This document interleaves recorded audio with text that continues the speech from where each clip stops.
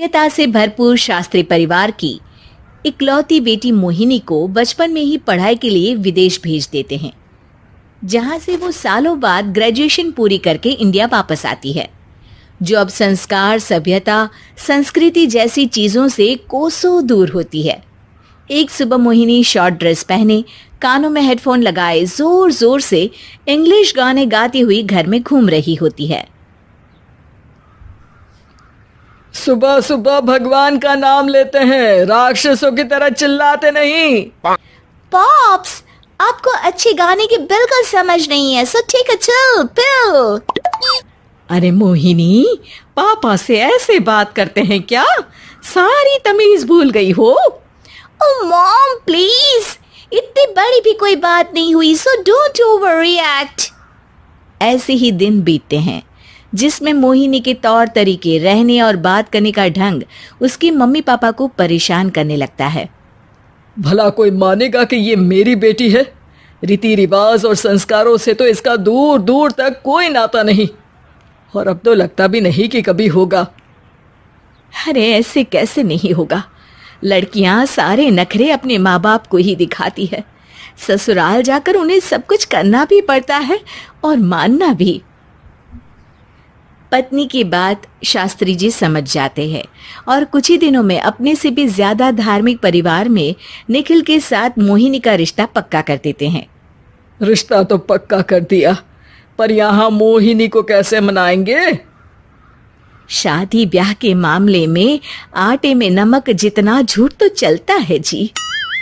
इसी तरह एक के बाद एक तिकड़म लगाते हुए दोनों मिलकर मोहिनी को शादी के लिए तैयार कर लेते हैं और मोहिनी निखिल की शादी हो जाती है, जिसके अगले दिन से ही मोहिनी दोबारा अपने पूरे अवतार में शॉर्ट ड्रेस पहनकर घर में घूमने लगती है। बहू को ऐसे देख सास की आंखें फटी की फटी रह जाती हैं। अरे ये क्या बेशर्मी है, हमारे घर की लड़कियां जींस तक नहीं पहनती और तुम बहू होकर इतने छोटे कपड़े पहनकर पूरे घर में घूम रही हो। सीरियसली मॉम, प्लीज आप अपनी इस 80 के दशक वाली सोच में मुझे इंक्लूड मत करो। हाय तौबा, एक तो बेशर्मी दिखाती है, ऊपर से सास के साथ जुबान भी लड़ाती है। अरे जल्दी कपड़े बदल कर आ, घर की पहली आरती तुम्हें ही करनी है। इतनी देर में निखिल भी वहां आ जाता है। माँ, पापा आने वाले हैं, पूजा का सारा सामान तैयार है ना? ये पूजा हमेशा मेरे बॉयफ्रेंड्स के पीछे पड़ी रहती थी और अब हस्बैंड के पीछे भी आ गई। मोहिनी की बातें सुन सास तो अपना सिर पकड़ लेती है, लेकिन निखिल किसी न किसी तरह उसे पूजा के लिए कन्विंस करके कपड़े चेंज करने के लिए भेज देता है, जिस पर पूजा खत्म होने के बाद वो एक बार फिर अपनी शॉर्ट ड्रेस में आ जाती है। बहू, ये क्या तरीका है? संस्कार नाम की कोई चीज है या नहीं? नहीं ससुर जी, संस्कार मेरा दूसरा बॉयफ्रेंड था, अब तो मेरा उससे कोई कांटेक्ट नहीं है। मोहिनी का जवाब सुन के ससुर तो भगवान नाम जपते वहां से चले जाते हैं, लेकिन सास बहू के बीच कहासुनी फिर शुरू हो जाती है, जिसे इग्नोर करते हुए मोहिनी घर से बाहर चली जाती है और देर रात घर वापस आती है। मोहिनी, मैं जानता हूँ कि तुम विदेश में रही हो और तुम्हें वहीं की आदत है, पर यहाँ चीजें कुछ अलग है। अगर तुम उस हिसाब से कुछ एडजस्ट कर लो तो सबके लिए सही हो जाएगा। I am not in a lecture mood. Good night. अगली सुबह मोहिनी देर से उठकर एक बार फिर उसी तरह सबके सामने आती है, जिस पर उसकी सास कुछ बोले उससे पहले ही मोहिनी की दोस्त मोनिका और रेचल वहां आ जाती हैं। Oh hi darling, how are you? OMG, we missed you so much. I missed you too darling. Ram Ram, इन्होंने तो तुमसे भी छोटे कपड़े पहने हैं। अरे तुम लोगों के अंदर कोई शर्म लिहाज बाकी भी है या सब बेच खाई? मोहिनी, तुम्हारी मेड कुछ ज्यादा नहीं बोलती?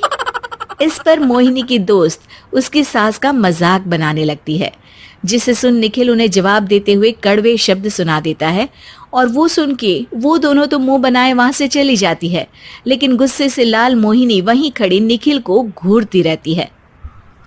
घूर क्या रही हो? तुमसे शादी की ये सोचकर कि विदेश में पढ़ी लिखी हो, घर में कोई पॉजिटिव चेंज लाओगी।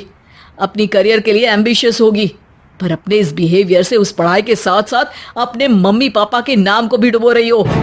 अगर तुम्हें ऐसे ही हाल रखना है तो यहाँ रहने की कोई जरूरत नहीं है। निखिल की बातें सुनकर मोहिनी रोते हुए घर छोड़कर अपनी मम्मी पापा के पास वापस आ जाती है। ससुराल में सब कुछ ठीक तो है? वो अपने आप को समझते क्या है? मोहिनी पर चिल्ला रहे हैं? मैं क्यों उसके इशारों पर चलूं? मैं अपनी लाइफ अपने तरीके से जीना चाहती हूँ और वो ना आप लोगों को मंजूर था और ना ही उन्हें है। तुम यहाँ नहीं रह सकती। अपने पापा की बात सुन के मोहिनी हैरान रह जाती है। हाँ, तुमने बिल्कुल सही सुना। अगर तुम्हें अपने इस घमंड, बेशर्मी और बदतमीजी में ही जीना है तो तुम यहाँ भी नहीं रह सकती। बेटी, मैं मानता हूँ हमारे यहाँ रीति रिवाज बहुत मायने रखते हैं और हमने उन्हीं के ओवरडोज से बचाने के लिए तुम्हें विदेश भेजा था। एक लड़की जो शादी करके घर और बच्चे संभालती है, उससे तुम अपने आप को ज्यादा समझ सको इसके लिए भेजा था। तुम उससे ज्यादा समझो और बनो, पर तुम तो किसी दूसरी ही ट्रेन में चढ़ गई बेटा। उसके मम्मी पापा बहुत देर तक मोहिनी को सारी बातें समझाते हैं, जिन्हें सुनकर मोहिनी को अपनी गलती का एहसास होता है। वो जॉब ज्वाइन कर लेती है और ससुराल वापस आकर उन्हें मॉडर्न बनाती है और खुद भी कुछ रिवाज सीखते हुए खुशी से रहने लगती है।